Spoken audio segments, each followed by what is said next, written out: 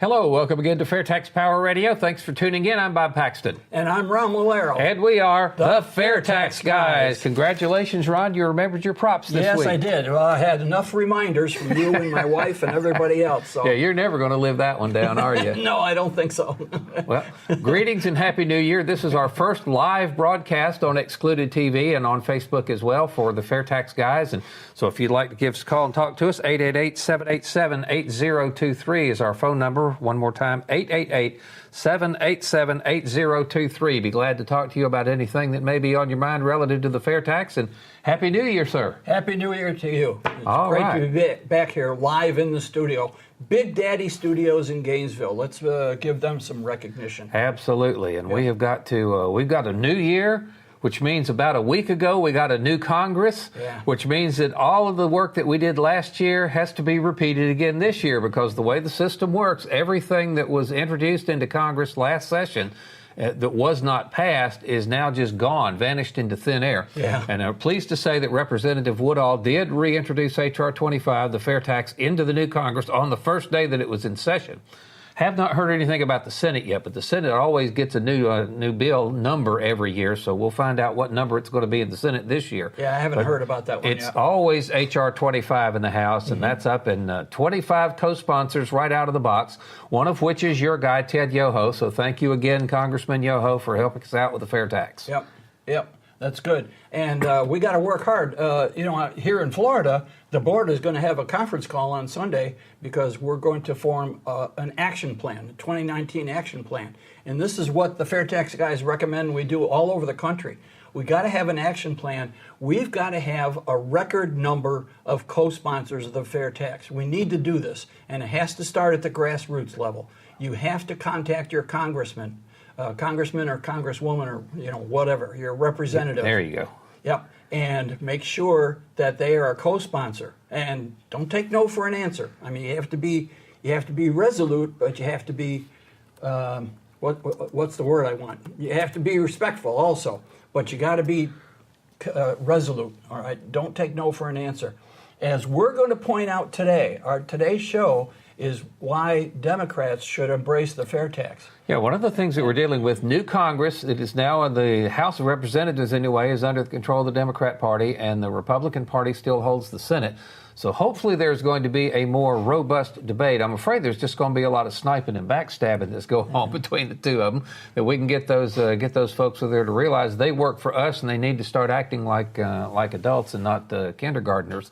Yep. But anything, as we mentioned earlier, everything restarts with this new Congress. Yeah, that's right. And that means that if you have made any comments on PopVox, P-O-P-V-O-X, P-O-P-V-O-X, popvox.com, which is a wonderful site for letting you express your opinion on any piece of legislation to your congressman. You register for it, you give it your address so that they know what the congressional district you're in. And then the Congress critters, Ted Yoho did tell us when we talked to him that the Congress critters do pay attention to PopVox. Mm-hmm. So if a lot of people go out there on PopVox on a particular issue, that issue bubbles to the top of their agenda, what they like to see and they're going to work on.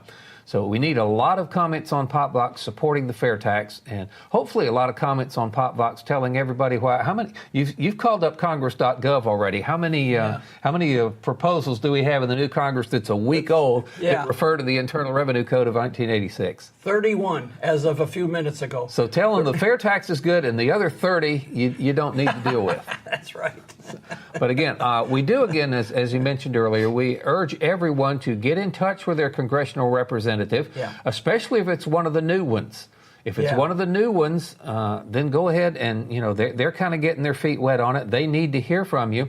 And again, always be respectful. And don't do the name calling and the expletives and stuff like that, but always be respectful and work with facts and logic and reasoning and explain to these new folks, especially the ones that have a D out behind their name, why they should support the FAIRtax. Because there is a lot of stuff, as we've mentioned, in the FAIRtax bill that the Democrats could like. Yeah, Everybody absolutely. should like this one because the fair tax is nonpartisan. It does not do anything at all to advance or hinder either side's agenda. The fair tax is simply about collecting the same amount of money that the federal government gets now for the income tax.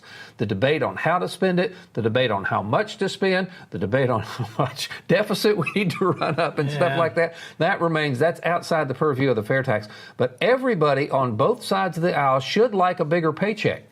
I don't see why anyone would not like a bigger paycheck when the fair tax gets rid of federal withholding. It gets rid of the federal payroll taxes that support Social Security and Medicare, meaning that it actually extends the tax base for those two programs to everybody who buys things and not just people that are working for a living. We're going to get into that a little more in detail in a little later program. But for now, we have got several things, and we've touched on some of this before, why Democrats and progressives should like the fair tax. And go ahead and give credit where this article came from. Okay, well, I'm getting some water. The first one we have is a letter from a lady by the name of Jessica Wexler. This was in December of 2009. And she says, "Dear friend," and this was sent out through the AFFT, fairtax.org. She helped them do a fundraiser. "Dear friend, I am an Obama state field organizer who loves the fair tax. It makes perfect sense to me, and I am encouraging other Democrats to join our fight. I've always felt that it is the argument between Democrats and Republicans that makes us a strong nation. The free, passionate exchange of very different ideas is found in one nation, in a nation that's comfortable with liberty and freedom of speech, and the American people have always figured out the best course of action." So it's a pretty good thinking there. Okay, but with the fair tax, the partisan divisions that sometimes split us can be healed. Here is an idea that's actually good for everyone, except of course the tax lobbyists. Absolutely. So I'm not going to read the whole thing, but I've highlighted certain few parts here. We can still argue about how much and what to spend our national wealth on. We surely will. Yeah, and Bob just mentioned that. How to spend the money, what to spend it on, what the priorities, that's not in the purview of the fair tax. The fair tax is a revenue bill. It describes how the federal government will get its money. And it certainly does it better than what's happening now. First off, it will eliminate all federal taxes on those below the poverty line. This is achieved by the prebate, which we talked about before, okay? So she understands, and she's advising all her fellow Democrats, it alleviates taxation below the poverty level, because with a sales tax, it's a very simple concept. With a sales tax, you should not have to pay taxes on what it costs to stay alive. It's that simple. It's that simple. You should not have to pay taxes on what it costs to stay alive. So the basic necessities by the prebate, and we're not going to get into the details of the prebate. That's for another show. All right? But the prebate renders people living at or below the poverty level tax-free. Okay. Secondly, the fair tax will create a powerful magnet for investment in the United States, because right now the tax code is a huge barrier. Yeah, we're losing jobs, we're losing companies because of the fair tax. Now, look what happened with the Tax Cuts and Jobs Act of 2017. They lowered corporate rates, and they lowered the repatriation tax too. And a lot of company cash started flowing. We're in a situation now where there actually is a shortage of workers. There's so many jobs available, there's a shortage of workers. We haven't seen that in a long time. Well, if you can do that by lowering tax rates, what happens when the corporate tax goes away and all the consumers pay it instead? Well, that's a good situation. Okay. It also means that we have to come together in our hometown to bring back the voice of the average citizen to those in Washington who can't hear us anymore. Personal advantage and narrow self-interest keep the income tax system from going through and hurting the country. She has the same concerns about people in Washington that we have. All right? A lot of people in Washington they know what goes on within the Beltway, those few square miles, and the rest of the country, they don't seem to have a clue, and they're only concerned with what goes on within the Beltway. She has the same concerns that Republicans and everybody have, and rank and file at the average wage earner. So okay. We got something to work on here from some of the comments we're getting as we're streaming live here on Facebook. One of our regular viewers, Sandy Goodell, here is saying, Democrats should be the most vocal supporters of the fair tax. It will ensure that everyone pays tax, even them, which may be the problem. But here's something that we need to hit on that she's bringing up. She says, will you have time today to touch on the bugs of the flat tax? Now, that's this one. Oh, yeah. You know, other than the non-elimination of the IRS, you know, the flat tax will not get rid of the IRS, even though some flat taxers say it will. It won't.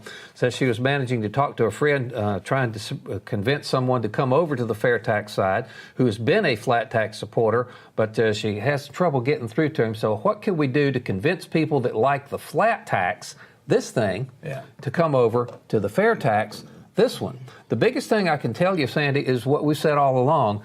This will not stay like this. The fair tax, once the lobbyists and the Congress critters and everybody else gets a hold of it, ends up looking like this over time. The flat tax. The flat tax will not stay flat.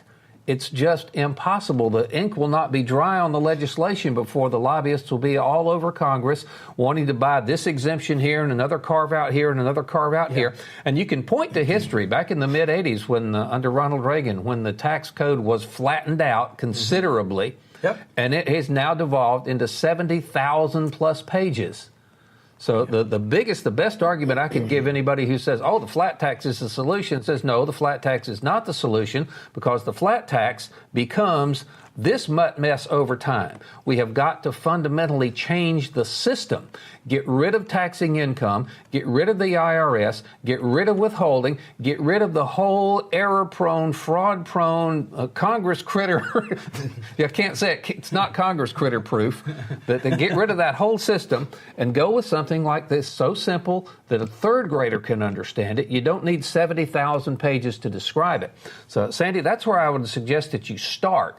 And if you get a little blowback and you need some more assistance with some other specific arguments they might make for you, give us a call or give us a note here on FAIRtax Guys at gmail.com. We'll be glad to help you out a little further if we can. And here's another way you can address the flat tax. My wife loves to do this when we're at a conference or something like that, and somebody comes up and says, well, I'm in favor of the flat tax. And she asks them one question. That's great. How long do you think it'll stay flat? Mm-hmm. And they kind of look at her, and then they kind of grimace a little bit because they realize it won't. No, it won't. It'll never stay flat. This becomes this.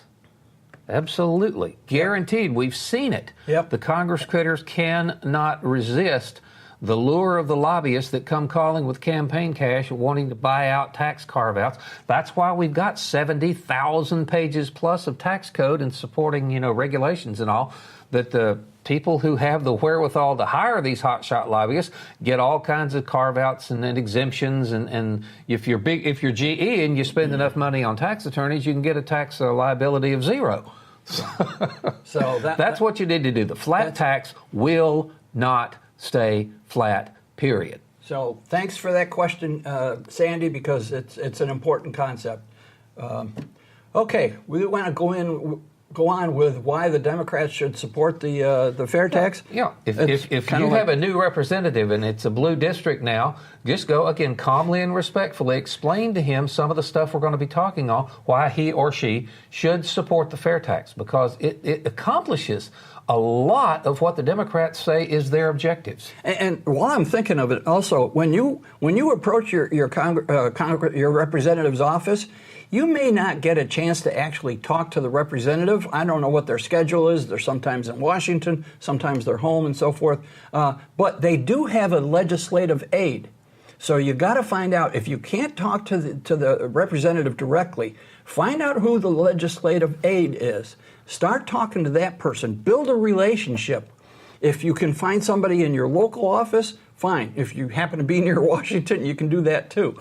But you may not be able to talk to the rep directly. If you can, great. okay? But you can build a relationship with the legislative aide, and over a period of time, get that person on board. You're going to stand a better chance. Oh, okay. We got another comment here. I'm not sure how you pronounce his name. P Lagundith. If I've gotten that wrong, I'm sorry. But he says, it may help if we target customer service reps of the IRS. You want to talk about some horror stories. Those are some folks who can tell you horror stories about the internal workings of the Internal Revenue Service. He refers to a W-2 fiasco, which we were advised to ignore. Sounds like he may be one of these customer service reps, if I'm guessing right from the context of what he's in. And so appreciate that. We may take that to heart. Yeah. All right. In fact, Pay, if you'd like to give us a call here, we can talk to you about that. 787-8023. They had the number up a minute ago. 888-787-8023. If you'd like to discuss that a little further on the air, we can do that. And in the meantime, proceed, sir. Okay. Well, we're going to continue talking about why Democrats should embrace the fair tax. And instead of having what Republicans wrote about it, we decided to find a couple of articles which Democrats wrote in support of the fair tax. So this one is entitled "The Progressive Democrat Sales Tax." It's by Connor Carney. It's dated May of 2005. Now, at the time when I discovered this article, I managed to contact Mr. Carney and make sure that it was okay that he allowed us to use this, and he's sure, Now, I also looked up, he was quite young at the time. He was around 20 years old. And May of 2005 is before this book came out. This book came out in the fall. So Mr. Carney, as he says here, he read the legislation, and he wrote this article based on his reading of the legislation. I'm impressed. I know I wasn't reading tax legislation when I was 20. Anyways, I consider myself to be fairly liberal on most issues. So some of you might be surprised that I am about to take a position that's usually the providence of hardcore conservatives. Doesn't have to be. All right. I support H.R. 25, the Fair Tax Act of 2005. And that's what it was at the time. How old that article is. Yeah. Defining progressive. I use the word progressive up there in my introduction. Exactly what that term means can be a little shaky sometimes. But when we're talking about the tax code, it has a pretty clear meaning. People with more money shoulder more of the tax burden. That is what a progressive tax system is. Using this definition, sales taxes are usually something that progressives would avoid, since they often hit the poor the hardest. Okay, but this one is different. He calls it he has a section here called the National Luxury Tax. This proposal isn't like that. The secret lies in the Title II. He's got the section identified here. Title II, Section 301 to 303, a provision called the Family Consumption Allowance, the prebate. And he goes on to talk about the prebate and how the prebate, as we said before, makes sure that those living at or below the poverty level are not subject to the fair tax. They are reimbursed. Yeah, they'll pay it when they go to the store and they buy and pay for services, but they get it back in a monthly prebate. Okay? So in other words, people who spend the most money on things like food, clothing, and medicine end up paying most of their money on food, clothing, in other words, the basic necessities. Those people living right at the poverty level end up paying almost none of the tax burden, while people who spend a greater percentage of their income on luxuries pay a greater percent of the tax burden. And that's exactly what the fair tax does. As we said, those people who are living at or below the poverty level are rendered just about tax-free, and the people who have more disposable cash, who earn and spend above the poverty level, well, the more they spend, the greater their effective tax rate.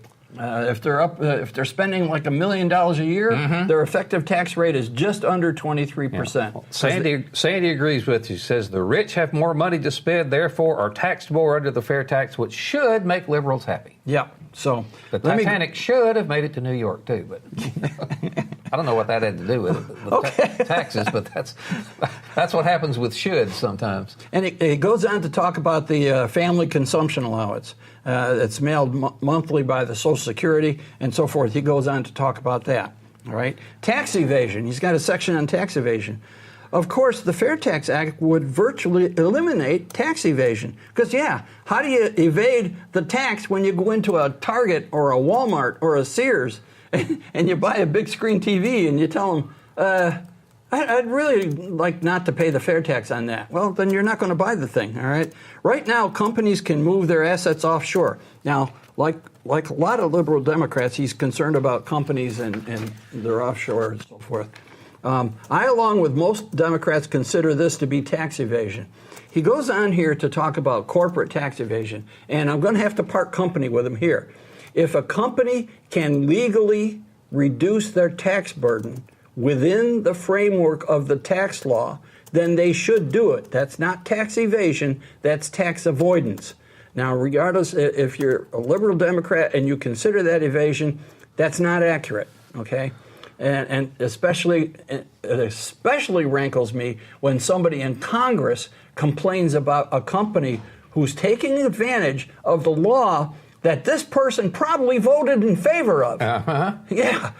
And then criticizes that company, for taking advantage of the law that everything is perfectly legal. So he talks about corporate tax evasion. All right, I don't agree with him there, but that's his view of the world. Illegal immigration. He addresses illegal immigration. And this was back in 2005. Yeah, yes. That's when, I'm not going to get into it. Don't go there. The act would also provide a serious tool in the attempt to end illegal immigration. It wouldn't involve any weapons or border guards or checkpoints or fences. It would cost the government, it would not cost the government a single extra cent. Again, it has to do with the consumption allowance. And he talks about how to get the consumption allowance, you have to be a legal resident with a Social Security number. If you're not a legal resident, you're not going to get the rebate. It's that simple. That's simple. And so people who are coming here legally, they're going to pay the fair tax when they go to the store. They can't avoid it. But they're not going to get the rebate. And they're going to get the idea, maybe we ought to come here legally. That might help. It's been almost 100 years since my father's family came here legally, and it's been 99 years for my dad's family and 98 years for my mother's family.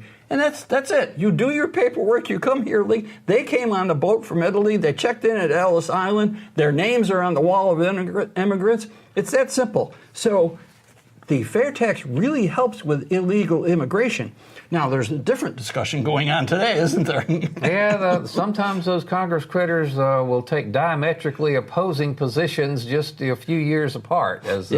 We've been watching some video montage of some of the folks that were what they were saying about it 5-6 years ago and what they're saying now. It's a little different. That's really not our issue to deal with. No, we'll stick with the fair tax. So now he talks about the budget of the IRS. This section is entitled, "Where Does All the Money Go?" He said the budget of the IRS is currently over $10 billion, and it's probably about that or a little more right now. I'm sure it's more than that now. Yeah, plus the equivalent of 100,000 federal employees. Let's think about that for a million. $10 billion and 100,000 people. What could we do with that? Well, he goes on to talk about how you could use that money for something else, all right? But anyways, you would not need the IRS, and it would be disbanded within 3 years. They finish up what they're working on now. When the fair tax passes, they finish up what they're working on, and then the IRS goes away. So how do we collect the tax? I mean, we've heard some people say, you're going to have some kind of an IRS agency to collect the tax. No, it's a sales tax.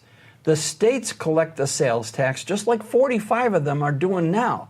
45 of the 50 states have a sales tax. They know how to collect it. It's just a few lines of code in their computer systems to collect the fair tax. They collect it, they keep 0.25% of what they collect, and then they send the rest of it on to the U.S. Treasury. There would be a small department in the Treasury Department to receive the money from the states, but it would have none of the enforcement mechanisms that the IRS currently have to do, because it will not be enforced at the federal level. It will be enforced by the states. And the states, the 45, and the other 5 states we'll bring them along. But the states have been collecting the sales tax for a long time. They know how to look for fraud. And you don't want to mess around with fraud in the state sales tax, especially in the states that depend on their sales tax and don't have an income tax. But it's so easy to catch.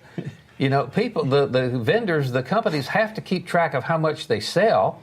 And if you know what the percentage of the state sales tax is, you know how much they're supposed to give you. And if they give you less than that, bingo, they got you. Yeah. I'll tell you what, we're running out of time. Let's run a quick programming note here quickly, because one of us is going to be on a cruise here in a couple of weeks, so it's going to require a slight change in our normal FAIRtax Power Radio schedule. We are on live now on January the 9th. We will be back on live again next week, because we are usually on live every other week. We're going to go ahead and be live again next week. And, of course, we'll be pre-recording some programs that will be playing the 2 weeks that you're gone. Right. So I say we've still got this whole other stuff to go here. So next week here at this time, we will continue with this, why the Democrats should like the FAIRtax theme. Yeah. And then over the next couple of weeks, we're going to be responding to some of the feedback that we've gotten from you out there. FAIRtaxGuys@gmail.com is our email address. You can also leave us something on our Facebook page. We'll be in a couple of weeks when you're off cruising around in wherever your ship is going. Just look out for icebergs. But I don't think they're anywhere you're going, are there? But we'll be responding to some of the feedback that we've gotten here on FAIRtax Power Radio, and encourage you to continue to do that. FAIRtaxGuys@gmail.com. And if you would like these articles, like the letter from Ms. Wexler and the article from Connor Carney, right now I don't believe we can post a PDF on our Facebook page, but email us at FAIRtaxGuys@gmail.com and I'll send you a copy. They're PDFs. Okay. All right, you got a couple of minutes here to hit the logo store like you always do. Oh, yes. The FAIRtax logo store. Again, you remembered your props. We can do this. Okay, yes. Hat, shirts, jackets, tote bags, umbrellas, all kinds of things. These buttons are very effective. Order some of these buttons. The FAIRtaxLogoStore.org, FAIRtaxLogoStore.org. Pens, there's this, Rudy got this one in last year. It's a little flashy thing. It can serve as a flashlight, and it's got magnets on it. All kinds of stuff. Go to FAIRtaxLogoStore.org, take a look, and you'll be amazed at all the FAIRtax logos. Surely you're going to find something that you can find and demonstrate your support for the FAIRtax by buying something from them. They've got these wonderful palm cards, all right? Basic information of the FAIRtax. We're going to be renewing the prebate card. This is a business-sized card. It has information about the FAIRtax on one side and the prebate schedule. But because this is 2019, the prebate schedule is going to change. So we're working on that. We have to get the figures from Health and Human Services and update our prebate schedule. And then we'll order a whole bunch of those things. But the concept is the same. Even if you have a 2018 prebate schedule, the concept is the same thing. All right? And people love these. At one time, these were the hottest selling items in the store. People love these things. So keep your eyes open for the new one coming along. Make sure that Congressman Yoho gets some of those, because he hands them out on Capitol Hill. That's right. He does. We still got to give him props for that. Yeah, and we got to get the other congressmen. So anyways, contact your representative. We will talk. We will continue this discussion of why the Democrats should embrace the FAIRtax. It's common sense. Everybody should embrace the FAIRtax. It has no party affiliation. It is sad right now that only Republicans are co-sponsoring it. There's no need for that. This really is something that will help the entire country, every citizen of this country. So we need to break that barrier, this polarization here. Let me throw this in real quick. Randy Fisher is online and noted that it's important for people to know that Congress does not set the prebate. It is based on the poverty level figures that come out of an entirely different part of the government, Health and Human Services. And those numbers you can Google up all the time. So Congress cannot play with the amount of your prebate unless they go in and monkey with the poverty level figures that the HHS comes up with. Yeah. All right. We could say that the FAIRtax is kind of Congress-proof. That would be nice. But I'll tell you what, we have got to wrap this edition of FAIRtax Power Radio up again. We will be live again next week, the 16th, followed by 2 weeks of pre-recorded shows on the 23rd and the 30th. But, of course, as those programs stream, that the live comments will still be there. Even though you'll be out on the ship, me and Randy will be here talking to everybody here in a couple of weeks on the And my live wife stuff. insists that we're not going to have access to the internet while we're cruising. She's doing her best to get me out of the house. A wise woman. Till we meet again, thank you very much for listening to FAIRtax Power Radio. I'm Bob Paxton. And I'm Ron Malero. We are the FAIRtax Guys, reminding you that the FAIRtax is America's big solution, and once you understand it, you'll demand it. Oh, these income tax forms are way too complicated. There's got to be a better way. Who are you? We're the FAIRtax Guys. We've got a big solution for you. What's that? It's the FAIRtax. Completely eliminates the federal income tax system as we know it. No more withholding, no more payroll taxes, no more tax returns ever, no more IRS. All gone. And I guarantee you, once you understand it, You'll demand it. Yeah. We got to get ready.